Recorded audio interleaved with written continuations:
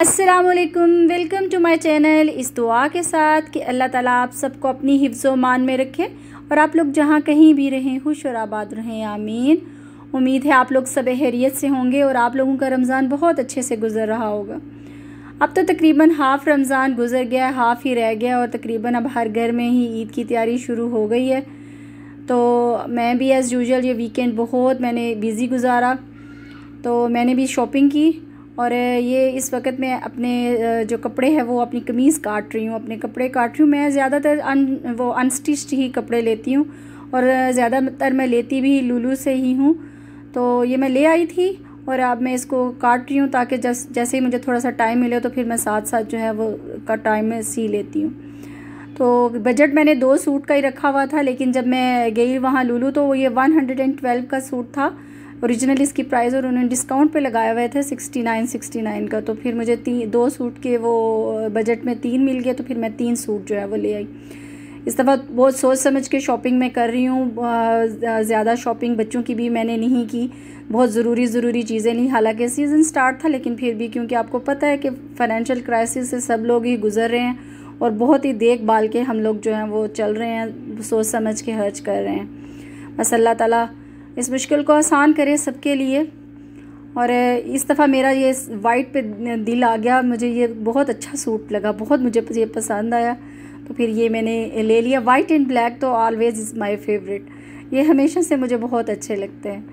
और इसके साथ क्रिंकल का प्रिंटेड दुपट्टा है और ये पिंक कलर का इसका ट्राउज़र है और बाजू और बैक साइड बिल्कुल प्लेन है, बाजू के ऊपर सिर्फ थोड़ी सी एम्ब्रॉयडरी हुई है। और ये दूसरा मेरा सूट है और ये ग्रे कलर में था और इसके ऊपर दामन भी बना हुआ था और ये गले पे भी एम्ब्रॉयडरी हुई थी। और ये वैसे भी इजी टू स्टिच्ड होते हैं, क्योंकि इनके गले बने हुए होते हैं तो आसानी से बस अंदर की सिलाई लगानी होती है। और इसका ये दुपट्टा बहुत प्यारा था, ये शिफॉन का दुपट्टा था साथ इसके, और उसके पल्लू पे भी सारा बॉर्डर बना हुआ था। और जो मेरा था तीसरा सूट था वो था ये ग्रीन कलर में, मेहंदी ग्रीन कलर का था और सूट सारा एक जैसा था, सिर्फ दुपट्टा था और दुपट्टा इसके साथ नेट का था।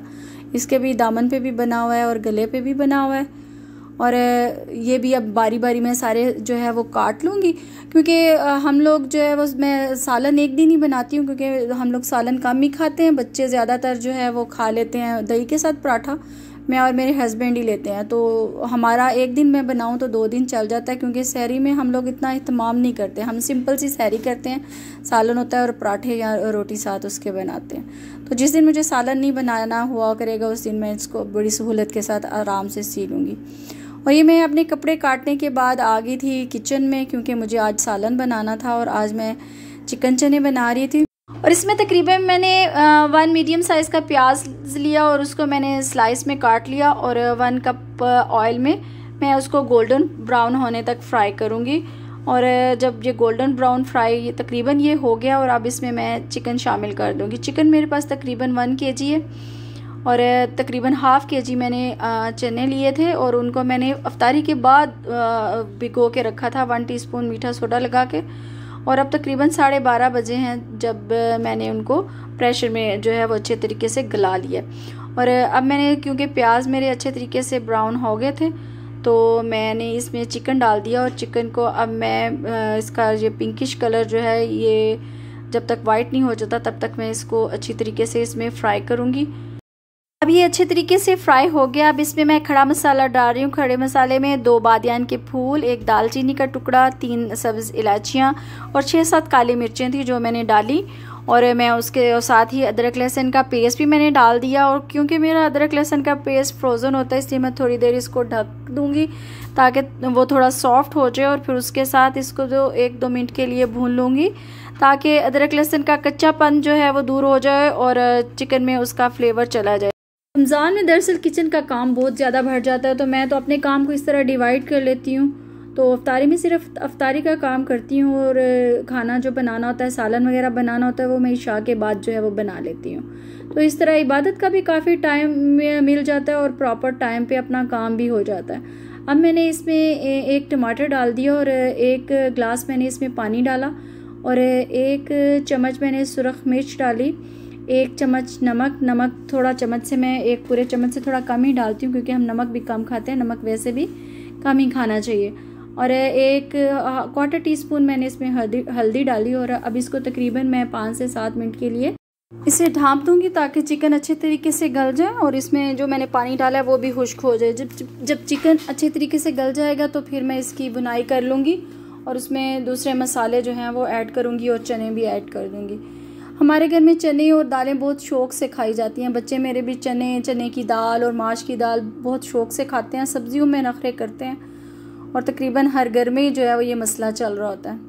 अब तकरीबन पानी खुश्क हो गया और चिकन भी गल गया तो अब मैंने 2 सब्ज़ मिर्चें इसमें दरमियान में कट लगा के डाल दी हैं और अब मैं ज़रा इनको अच्छे तरीके से भूनूंगी और इसके बाद फिर मैं जब अच्छे तरीके से इसकी भुनाई हो जाएगी तो फिर मैं इसमें दही डालूंगी और दही के बाद जो बाकी मसाले हैं वो भी डाल के अच्छे तरीके से इसकी भुनाई कर लूँगी और चने डाल के भी भुनाई कर लूँगी। रमज़ान में हमें तो समझ आती है जी हमारा रोज़ा है, तो जिस दिन बच्चों का रोज़ा नहीं होता, मेरे बच्चों की तो रूटीन बहुत ही खाने पीने की ख़राब हुई है।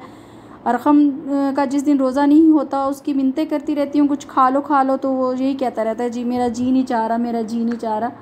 और तकरीबन 2 बजे खैर उठता है और लेकिन उसके बावजूद कुछ खाता पीता ही नहीं, ज़बरदस्ती उसे कुछ खिलाना पड़ता है।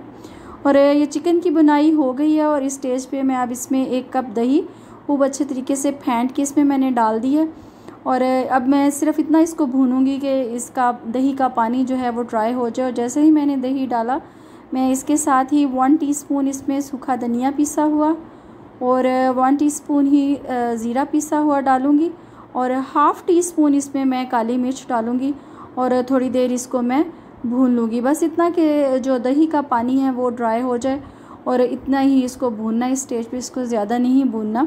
और इसके बाद मैं इसमें जो पहले से मैंने प्रेशर में गला के रखे हुए हैं चने, वो मैं अब इसमें डाल दूँगी और सिर्फ 3 से 4 मिनट के लिए मैं चनों को चिकन के साथ जो है वो भूनूँगी।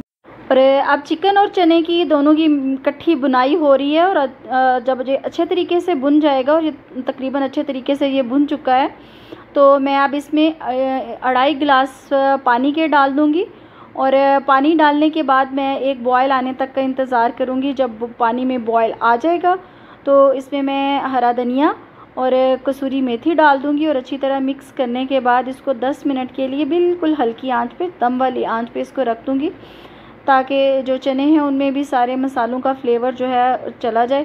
क्योंकि जब मैंने चने बॉयल किए थे तो मैंने उनमें कुछ भी नहीं था डाला, इवन के नमक तक भी नहीं था डाला, ताकि उनमें भी सारा मसाला जो है उसके अंदर रच जाए और फ्लेवर सारा उसके अंदर भी आ जाए।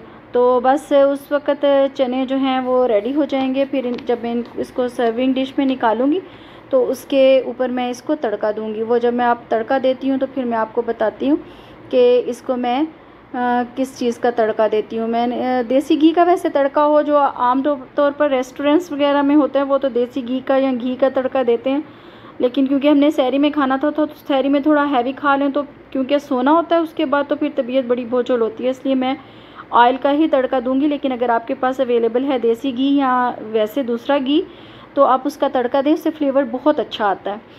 तो अब मैं इंतज़ार करूँगी इसका। ये मैंने दम पे इसको रख दिया।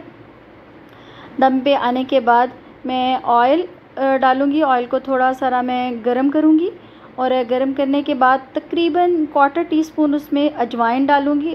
जब खूब तेल गरम हो जाए तो उसमें अजवाइन डालूँगी और तकरीबन हाफ़ टीस्पून इसमें मैं कश्मीरी मिर्च डालूँगी और बस उसका तड़का और नीचे से आग में उसकी बंद कर दूँगी और थोड़ा सा बस उसको मिक्स करने के बाद मैं इसको तड़का लगा दूँगी। अमूमन जो आप रेस्टोरेंट्स में खाते हैं तो उसके ऊपर जो आपको ये तरी नज़र आ रही होती है वो दरअसल यही चीज़ होती है। बस इसका तड़का जो है वो लग गया और जी चने रेडी हो गए हैं। अब मैं सहरी के लिए पराठे बना लूँगी। आप लोग भी इसको ज़रूर ट्राई कीजिएगा।